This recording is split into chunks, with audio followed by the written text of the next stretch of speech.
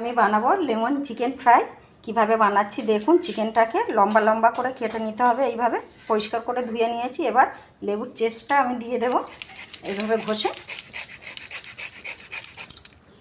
এটা আমার গন্ধরাজ লেবু ছিল। এবার এর মধ্যে দেব লেবুর রস। গন্ধরাজ পাতা, এই পাতাকে আমি কুচিয়ে রেখে দিয়েছি একদম ছোট্ট ছোট্ট করে। দেব থেঁতো করা গোলমরিচের গুঁড়ো, লবণ দিলাম স্বাদ অনুযায়ী। আমি গুঁড়ো লঙ্কা ব্যবহার করছি, আপনারা চাইলে কাঁচা লঙ্কা ব্যবহার করতে পারেন। দেব কর্নফ্লাওয়ার আর ময়দা দিয়ে একসঙ্গে ভালো করে আমি মেখে নেব। মিনিট 10 বাদ আমি দেখাচ্ছি। এটা ম্যারিনেট করা থাক। এবার এর মধ্যে আরেকটা কিছু জিনিস যেটা দেব দেখাচ্ছি। আদা রসুনটা দিয়ে দিলাম, একসঙ্গেই আমি বেটে নিয়েছি। আমার মাখানো হয়ে গেছে ভালো করে। আর 10 মিনিট বাদ আমি আসছি।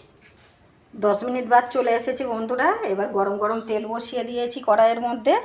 এবার গরম গরম ভেজে নেব। এই আমি ছেড়ে দিলাম। একটু মিডিয়াম আঁচে ভেজে নিতে হবে। এক পিঠটা হয়ে গেলে অপর পিঠটা আমি উল্টে দেব। আমি তুলে নেব। বাকিগুলো কিন্তু একইভাবে ভেজে নেব। হয়ে গেছে আমার আজকের রেসিপি। গন্ধরাজ আমার আজকের রেসিপি লেমন চিকেন ফ্রাই। আর সঙ্গে যদি 1 কাপ চা থাকে, সন্ধ্যাটা একদম জমে যাবে। কেমন লাগলো কমেন্টে জানাতে কিন্তু ভুলবেন না। রাখলাম, ধন্যবাদ।